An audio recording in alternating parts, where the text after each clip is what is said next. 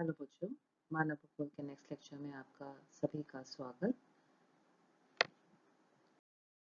आज हम मानव भूगोल का अन्य विज्ञानों के साथ संबंध के बारे में आपके साथ डिस्कस करेंगे कि मानव भूगोल का चाहे से प्राकृतिक विज्ञान हो या सामाजिक विज्ञान हो, उनमें उनके साथ क्या संबंध है। तो शुरुआत हम एक चार्ट के, जैसा कि आप इस चार्ट में देखेंगे कि इसमें दिखाया है मानव भूगोल और यहाँ पे लिखा है मानवीय भूगोल और नीचे लिखा है प्राकृतिक विज्ञान। और प्राकृतिक विज्ञान के साथ मानव भूगोल का क्या किन किन के साथ संबंध है, उसमें है पृथ्वी को प्रदेश की स्थिति, जनसांख्यिकी आंकड़े।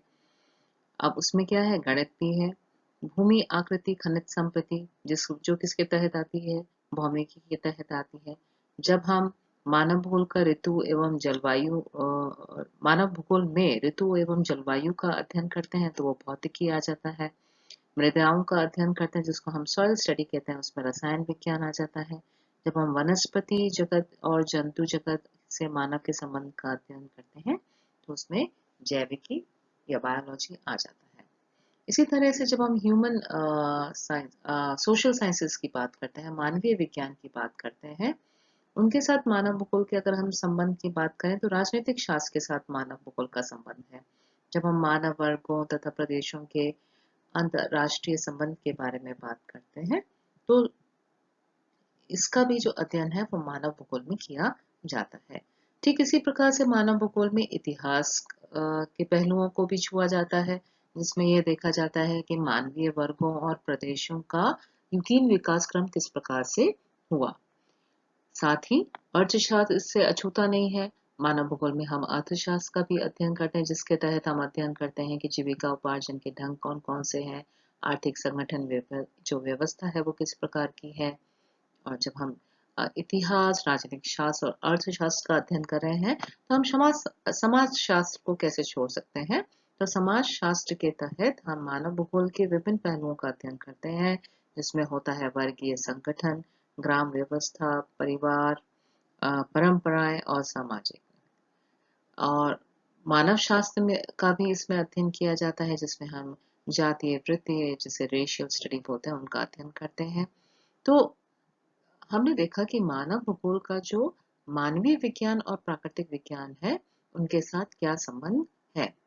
अब हम जो नेक्स्ट स्लाइड है उसमें हम एक एक जो जैसे मानव भूगोल का गणित के साथ संबंध किया है तो उसको लेते हुए हम आपको उदाहरण के साथ इसको समझाने का प्रयास करेंगे। तो शुरू करते हैं। सबसे पहले मानव भूगोल एवं गणित के बीच में क्या संबंध है। तो यहाँ हमने देखा इस स्लाइड में कि मानव भूगोल एवं प्राकृतिक विज्ञान, ह्यूमन ज्योग्राफी का दूसरे जो नेचुरल साइंसेस हैं उनके साथ क्या संबंध है। और इसमें जो है हमने इसको अलग अलग जो है उपभागों में विभाजित कर दिया है, ताकि हम मानव भूगोल के प्राकृतिक विज्ञान के साथ संबंध को एक सिस्टमैटिक एक तरीके से समझ सकें। तो उसके लिए सबसे पहले हम शुरू करते हैं मानव भूगोल का गणित के साथ संबंध। अब यहाँ आप इस स्लाइड में देखेंगे कि मैंने यहाँ एक मैप दिया है इंडिया का, और इसको प्रदर्शित करने का मेरा उद्देश्य ये रहा कि हम मानव भूगोल और गणित के बीच में भी क्या संबंध है। तो अगर हमें ये समझना है तो हम किसी भी देश की जो प्रदेश की जो ज्यामितीय स्थिति है वो, या उसकी भौगोलिक स्थिति है, वो कितने अक्षांश और कितने देशांतरों के बीच स्थित है ना, उसका क्षेत्रफल कितना है, किसी भी राज्य की आप बात कर लो चाहे देश की बात कर लो, उसका आपका क्षेत्रफल कितना है या उसकी आकृति किस प्रकार की है। तो इन सब का अध्ययन के लिए हमें गणित का ज्ञान होना बहुत अनिवार्य है। इसलिए जो मानव भूगोल का जो संबंध है वो गणित के साथ है। साथ ही अगर हम देखें कि संसाधनों का अगर किसी क्षेत्र विशेष में अध्ययन करना हो, समय के संदर्भ में, या दो जो क्षेत्र विशेष है उनके बीच में अध्ययन करना हो, तुलनात्मक अध्ययन करना हो संसाधनों का, तो उसमें भी गणित की जो है आवश्यकता पड़ती है। और इसीलिए हम संसाधनों के मूल्यांकन में स्थानिक संगठनों के कारकों का विश्लेषण करने के लिए हम मानव भूगोल में गणित का उपयोग करते हैं। इसलिए गणित और मानव भूगोल का संबंध है। अब अगर हम बात करें मानव भूगोल और सांख्यिकी की, तो मानव भूगोल में विभिन्न प्रदेशों की जनसंख्या का, उनकी जनसंख्या वृद्धि का अध्ययन किया जाता है, सघनता का अध्ययन किया जाता है, वितरण का, जनांकिकी का, इन सभी चीजों का जो है मानव भूगोल में अध्ययन किया जाता है। जातियों और राष्ट्रीयों की जनांकिकी का उल्लेख मानव भूगोल तथा सांख्यिकी में होता है। वातावरण के संसाधनों का, जिसको हम कहते हैं एनवायरमेंटल रिसोर्सेज की मात्राओं का मापन और सांस्कृतिक तथ्यों का मापन करके जो समाज है सॉरी करते समय मानव भूगोल में सांख्यिकी का प्रयोग किया जाता है। अगर हम देखें तो मानव भूगोल के अध्ययन में नमूना जो विधि है, जिसको हम सैंपलिंग कहते हैं, उसको और सामाजिक मापदंडों, जिसको हम सोशियोमेट्रिक स्केल्स कहते हैं, उनका भी प्रयोग करते हैं। ये प्रयोग सांख्यिकी के अंग होते हैं। मानव भूगोल में के जो मानचित्र होते हैं तथा रेखा चित्र होते हैं और ग्राफ होते हैं, उनको बनाने में भी सांख्यिकी विधियों का हम प्रयोग करते हैं। इसलिए हम सांख्यिकी को मानव भूगोल से अलग नहीं कर सकते, और यही जो संबंध है वह मानव भूगोल का सांख्यिकी के साथ है। नेक्स्ट इसमें हम स्लाइड में आपको बता रहे हैं मानव भूगोल और भौमिकी के बीच में जो संबंध है। अब हम जब इसकी बात करते हैं तो इसमें हम भूमि की बनावट किस प्रकार की है, भू आकृतियां किस प्रकार की हैं, शैलों और खनिजों का और पदार्थों का अध्ययन करते हैं।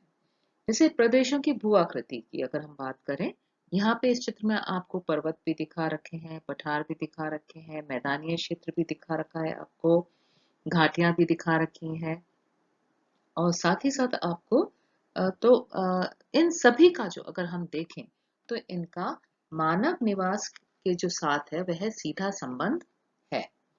इसके अतिरिक्त प्राकृतिक संसाधनों में खनिज पदार्थों का भी मुख्य स्थान होता है।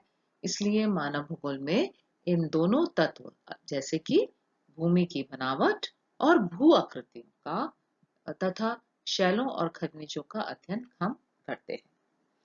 भू आकृतियों तथा शैलों और खनिज पदार्थों का मूल अध्ययन जो है उसको हम किस में करते हैं, भू विज्ञान या भौमिकी जो विषय है उसमें इनका अध्ययन किया जाता है।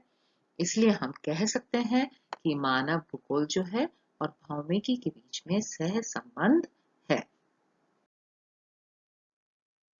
मनुष्य के भोजन की बात करें हम, चाहे से वस्त्र की बात करें, मकान की बात करें, और यह किस प्रकार के होंगे और उस क्षेत्र विशेष में किन फसलों की खेती की जा सकती है और कहाँ पे अधिक स्वास्थ्यपूर्ण और सुविधापूर्ण जो है जीवन व्यतीत कर सकता है मनुष्य, इन सभी बातों को निश्चित करने के में जो है जलवायु जो है उसका एक महत्वपूर्ण योगदान होता है, उसका प्रभाव पड़ता है।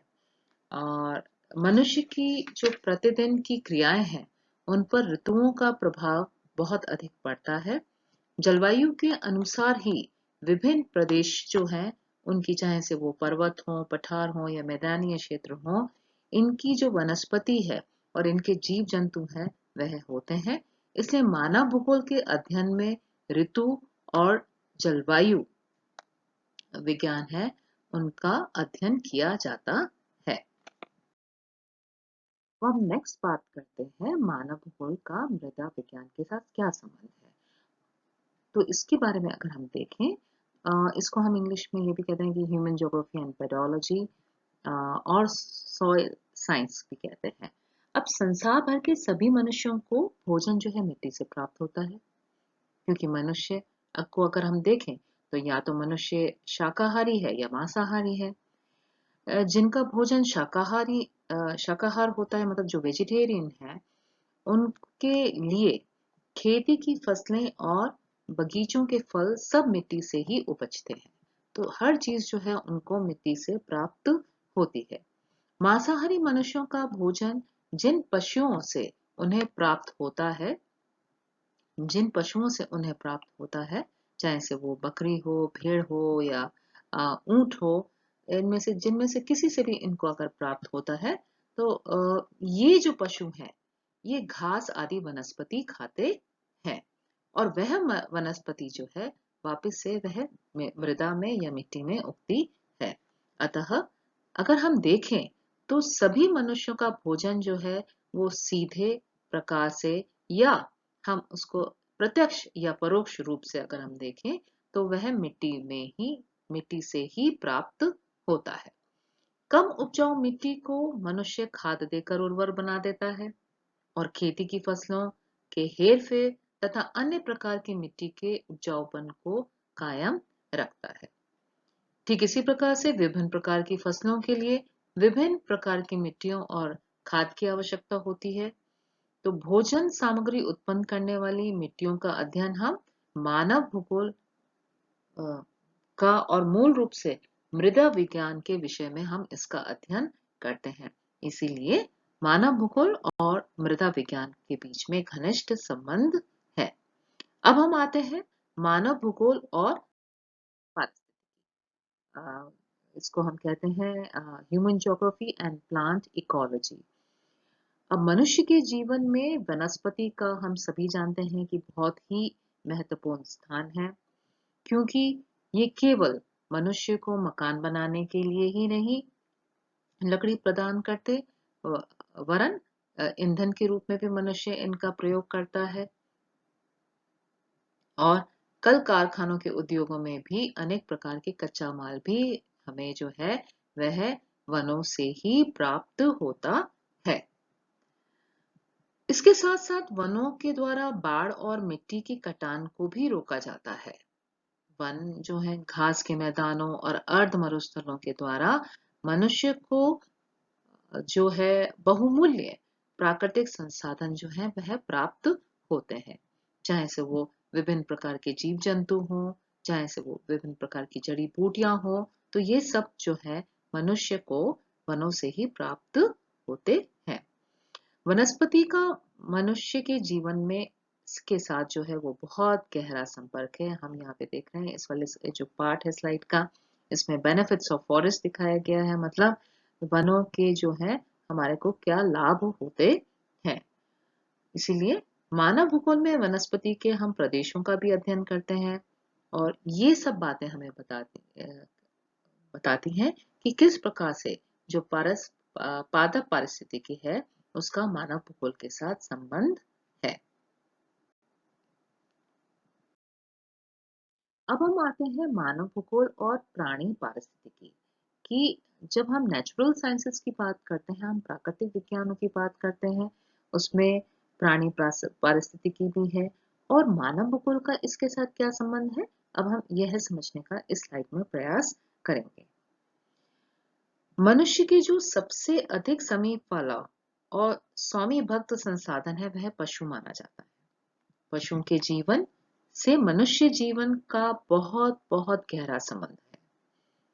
पशु से जो है मनुष्य को विभिन्न प्रकार की वस्तुएं प्राप्त होती हैं। अगर हम उसका नाम देखें, जैसे दूध प्राप्त होता है, मांस, ऊन, चमड़ा, बहुत सारी चीजें प्राप्त होती हैं और पशुओं को खेती करने, सामान ढोने, यात्रा करने के लिए भी मनुष्य जो है इनका प्रयोग करता है।